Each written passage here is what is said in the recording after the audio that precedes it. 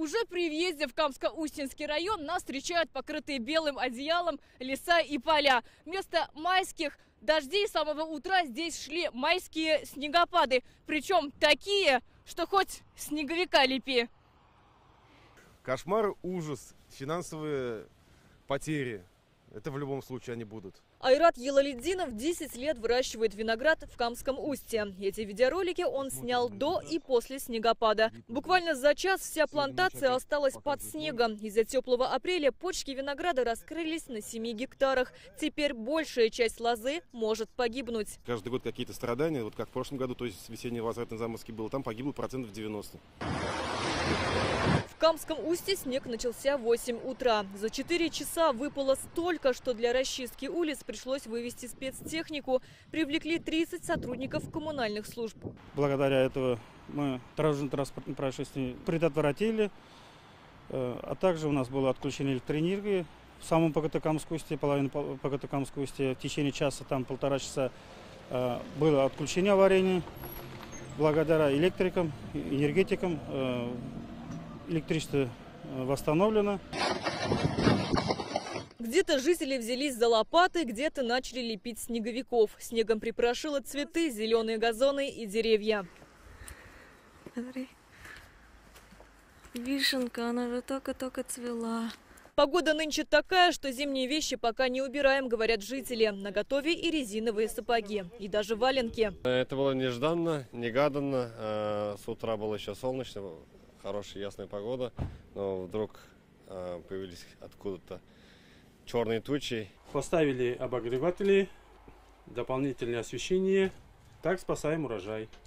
В Апасовский район снова пришла зима. За месяц до лета сегодня по всему Татарстану такие зимние пейзажи. Глядя на эти кадры, сложно поверить, что всего неделю назад стояла 27-градусная жара. Май. Сегодня какое 3 мая. Зима сыграла злую шутку с маем и решила вернуться.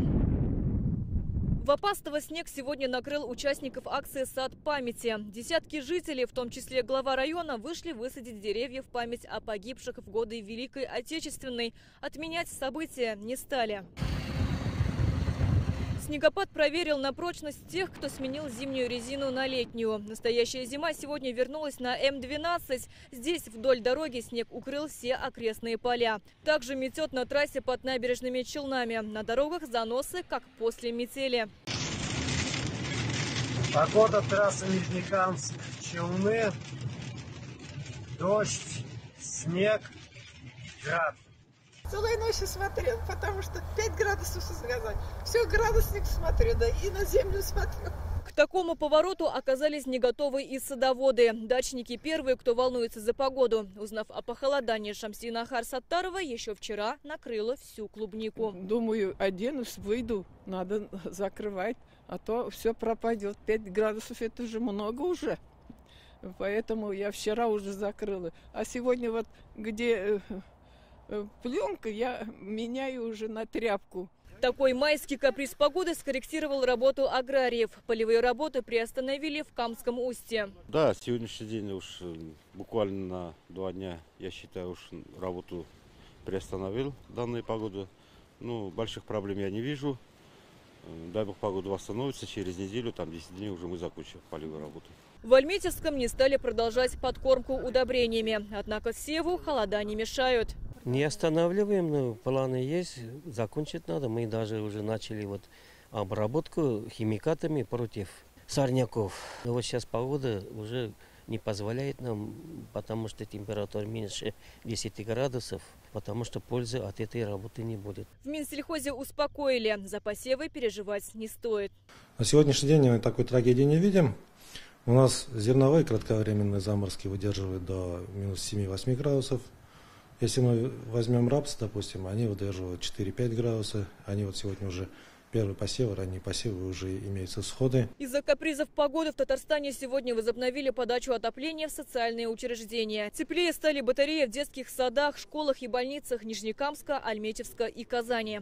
В настоящий момент эта работа развернута. Казанские тепловые сети и Казэнерго собирают заявки от руководителей учреждений. Уже на данный момент порядка 50 объектов соцсферы от котельных Казэнерго запитаны, тепло подается. В целом около 100 объектов будет подключено к котельным Казэнерго.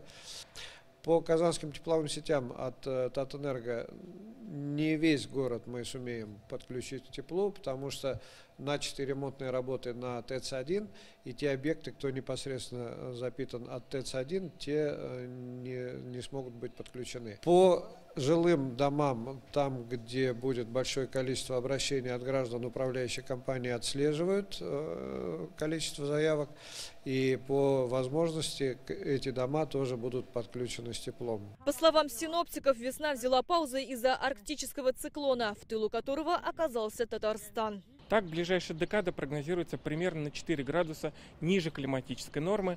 Напомню, что норма первой декады мая по температуре – это 12,5 градусов. Под влиянием циклона республика будет и в субботу. Ожидаются осадки и гололедица. Но уже в воскресенье начнет теплеть. Температура повысится до плюс 12. Сирина Васильева, Рамиль Галиуллин, Аделя Закирова, Лейсан Саитова, Ирек Хабибуллин, ТНВ, Татарстан.